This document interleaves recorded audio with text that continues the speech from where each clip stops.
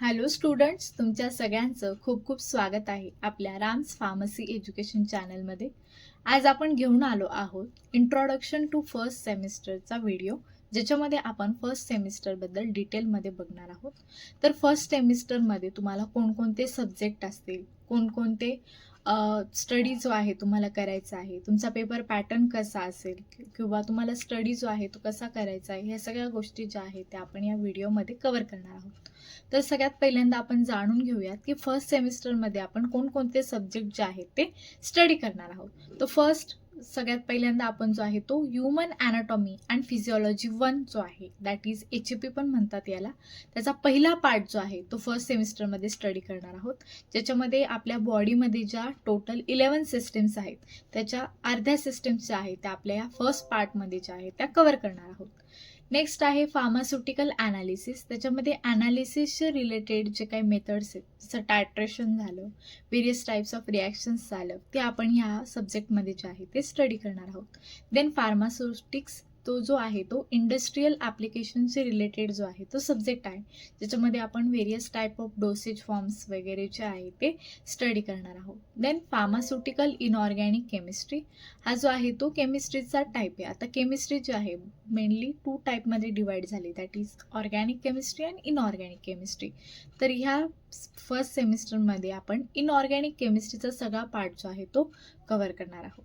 Then communication skills, त्याच्यामध्ये आपल्याला communication related study करायचं आहे. Then remedial biology and remedial mathematics. आता 12th ज्या स्टुडंट्सचा PCB ग्रुप होता त्यांना इथे रिमेडियल मॅथमॅटिक्स हा सब्जेक्ट जो आहे तो चूज करायचा आहे, आणि ज्या मुलांचं PCM ग्रुप होता 12th त्यांना रिमेडियल बायोलॉजी जो आहे तो स्टडी करायचा आहे.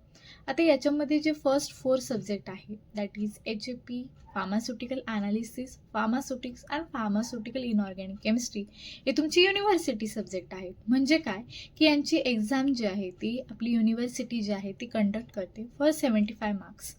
अँड हे 2 जे सब्जेक्ट आहे, that is communication skill and remedial biology or either mathematics, हे जे आहे तुमचे नॉन युनिव्हर्सिटी सब्जेक्ट आहे. म्हणजे यांची एक्झाम जी आहे ती तुमची कॉलेज कंडक्ट करणार, आणि यांचे इंटरनल मार्क्स जे असतात ते आपल्या कॉलेजकडे असतात. तर हे झाले तुमचे सब्जेक्टची इंट्रोडक्शन की आपण फर्स्ट सेमिस्टरमध्ये काय काय स्टडी करणार आहोत. आता आपला जो एंड सेमिस्टरचा जो पेपर पॅटर्न असतो तो कसा असणार आहे तो आपण बघूया. हा आपण बघतोय फॉर युनिव्हर्सिटी सब्जेक्ट, जो टोटली 75 मार्क्सचा पेपर जो आहे तो इथे कंडक्ट होतो. आता हा 75 मार्क्सचा जो पेपर आहे तो पुन्हा 3 क्वेश्चनमध्ये डिवाइड होतो. पहिला क्वेश्चन असतो तुमचा ऑब्जेक्टिव्ह टाईप, ज्याच्यामध्ये तुम्हाला 15 मार्क्स असतात टोटल, ते की इच क्वेश्चन फॉर 3 मार्क्स. त्याच्यामध्ये 7 क्वेश्चन्स जे आहेत ते दिलेले असतात, त्यांच्यामध्ये तुम्हाला 5 क्वेश्चन्स जे आहे मेनली अटेम्प्ट करायचे, ठीक आहे, इच फॉर 3 मार्क्स. सेकंड क्वेश्चन जो आहे तो तुमचा आहे तो लॉंग आन्सरचा, ज्याच्यामध्ये तुम्हाला 4 क्वेश्चन्समधून 2 क्वेश्चन्स जे आहे मेनली अटेम्प्ट करायचे असतात, इच फॉर 10 मार्क्स, ठीक आहे. ते झाले तुमचा 20 मार्क्सचा क्वेश्चन. तिसरा आहे तुमचा शॉर्ट आन्सर्स क्वेश्चन, ज्याच्यामध्ये तुम्हाला 10 क्वेश्चन्स दिले जातात आणि त्यांच्यामधून आपल्याला जे आहे ते 8 जे आहे ते सॉल्व्ह करायचे. तर इच क्वेश्चन जो असतो याच्यामध्ये 5 मार्क्स, तर तुमचे टोटल क्वेश्चन्स जे मार्क्स जे झाले ते झाले 40. तर अशा प्रकारे आपला 75 मार्क्सचा पेपर जो आहे तो डिवाइड केला आहे 3 सेक्शनमध्ये. आता how to write your answer sheet. आता जो मेनली ऑब्जेक्टिव्ह टाईपचा क्वेश्चन आहे त्याच्यामध्ये तुम्हाला इच क्वेश्चन जो आहे तो 3 मार्क्ससाठी येतो. त्याच्यासाठी तुम्हाला ॲटलिस्ट 1 पेज जे आहे आन्सर त्याचं ते काय असतं रिक्वायर्ड असतं या क्वेश्चनमध्ये. सेकंड, लॉंग आन्सरचे जे क्वेश्चन आहे ते इच फॉर 10 मार्क्ससाठी क्वेश्चन आहे. याच्यामध्ये तुम्हाला ॲटलिस्ट 4 पेजेस आन्सर जे आहे ते लिहिणं मॅन्डेटरी फॉर 10 मार्क्ससाठी. आणि जे शॉर्ट आन्सर दॅट मीन्स 5 मार्क्सचे जे क्वेश्चन येतात त्याच्यामध्ये मेनली तुम्हाला 2 पेजेस लिहिणं जे आहे ते रिक्वायर्ड आहे. आता याच्यामध्ये काय होतं की मेनली तुम्हाला या पेज तर आपण बघितले की ॲटलिस्ट किती आन्सर जे आहे त्या क्वेश्चनमध्ये पर्टिक्युलर रिक्वायर्ड आहे. आता त्याच्यामध्ये तुम्ही पाय चार्ट आहे, फ्लो चार्ट झाले, डायग्राम झाले एखादी, अशा प्रकारे आन्सर जेव्हा तुम्ही रिप्रेझेंट करतात तेव्हा तुमचे मार्क्स काय होतात युनिव्हर्सिटीच्या एक्झाममध्ये इन्क्रीज होतात. तर त्याच्यामुळे तुम्हाला त्या गोष्टी पण या आन्सर्समध्ये काय करायच्या ॲड करायच्या, राईट. हे सगळं झालं तर तुमचा पेपर जो आहे तो प्रॉपर असेल आणि मार्क्स पण तुमचे काय होतील त्याच्याने इन्क्रीज होतील. तर अशा टाईपमध्ये तुमचा युनिव्हर्सिटी पेपर जो आहे तो 75 मार्क्सचा जो आहे टोटली तो असणार आहे. आता युनिव्हर्सिटीचे जे टोटल मार्क्स असतात एक सब्जेक्टसाठी ते असतात टोटली 100. त्याच्यामध्ये 75 मार्क्सचा जो आहे तो तुमचा फायनल पेपर असतो आणि याच्यामधून जे 25 मार्क्स राहतात ते असतात तुमचे इंटरनल मार्क्स, म्हणजे ते कॉलेज जे आहे ते काय करतं देतं. आता हे 25 मार्क्स पण तुमचे कॉलेज काय करतं, याला डिवाइड कसं करतं, 2 सेशनल एक्झाम्स कंडक्ट करतात. एक फर्स्ट सेशनल, दुसरी असते सेकंड सेशनल, आणि त्याचे ॲव्हरेज मार्क्स जे असतात ते या 25मध्ये काय केले जातात, कन्वर्ट केले जातात आणि मग हे 75 + 25 मिळून जो आहे तो तुमचा काय होतो 100 मार्क्स. आता पासिंग क्रायटेरिया काय आहे मेन युनिव्हर्सिटी एक्झामसाठी, 50%. तर तुम्ही इझिली 50% जो आहे, आता पास कसं होऊ शकतात, कोणताही सब्जेक्ट असतो, तर ॲटलिस्ट या 25 इंटरनल मार्क्समधून तुम्हाला 20 मार्क्स जे आहे ते गेन करणं रिक्वायर्ड आहे.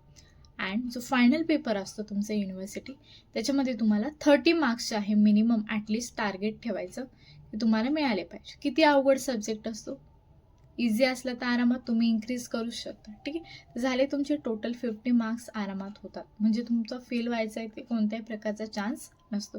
तुम्ही इझिली प्रत्येक सब्जेक्टमध्ये जे आहे, कोणताही सब्जेक्ट असला तरी त्यामध्ये तुम्ही जे आहे ते काय होऊ शकतात, पास होऊ शकतात. ठीक आहे, जर तुम्ही अशा टाईपमध्ये जर स्टडी करत असाल तर स्ट्रॅटेजी वाईज. ओके, आता राहिला विषय कसला की how to study this complete syllabus.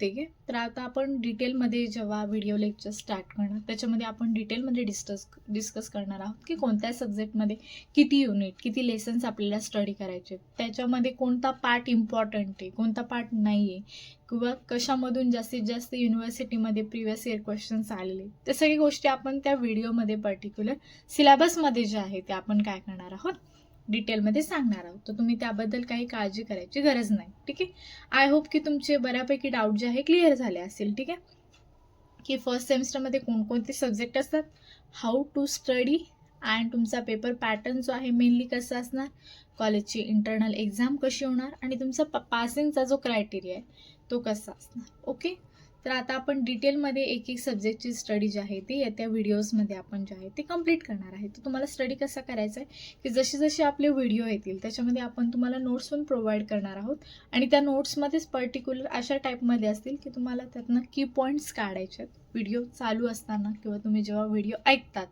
ठीक आहे तेव्हाच तुम्ही त्याचे की पॉईंट्स काढून ठेवायचे. आणि आपण सांगतो पण व्हिडिओमध्ये की कोणत्या पार्टवर जे आहे ते प्रिव्हियस इयरमध्ये जास्तीत जास्त क्वेश्चन्स जे आहे ते विचारलेले आहेत, की त्यानुसार तुम्ही तो पार्ट जो आहे तो अजिबात स्किप करायचा नाही. ठीक आहे, तर त्याच्यामध्ये तुम्ही जो पार्ट कंटिन्युअसली येतोय तो प्रॉपरली स्टडी करायचा आहे, त्याचे आन्सर्स जे आहेत ते प्रिपेअर करून ठेवायचे, म्हणजे तुम्हाला सेमिस्टरच्या एक्झामच्या वेळेसचा आहे तो जास्त लोड येणार नाही. ठीक आहे, आय होप तुम्हाला जे फर्स्ट सेमिस्टरबद्दल जे डाऊट्स असतील ते क्लिअर झाले असतील. तरी काही अजून डाऊट असेल पेपर पॅटर्नमध्ये असो किंवा कसं स्टडी करायचं त्याबद्दल असो, तर नक्की तुम्ही कमेंट बॉक्समध्ये विचारा. ठीक आहे, आपण लवकरच तो सोडवण्याचा प्रयत्न करू आणि आपल्या चॅनलसोबत जोडून राहा, जेणेकरून आपण आपल्या सिलेबस जो आहे तो लवकर स्टार्ट करणार आहोत. ठीक आहे, थँक्यू सो मच गाईज. तुम्हाला व्हिडिओ आवडला तर नक्की व्हिडिओ लाईक करा, चॅनलला सबस्क्राईब करून ठेवा, जेणेकरून तुम्हाला आपल्या पुढच्या व्हिडिओज ज्या आहेत त्या वेळोवेळी मिळतील. Thank you so much. Bye bye guys.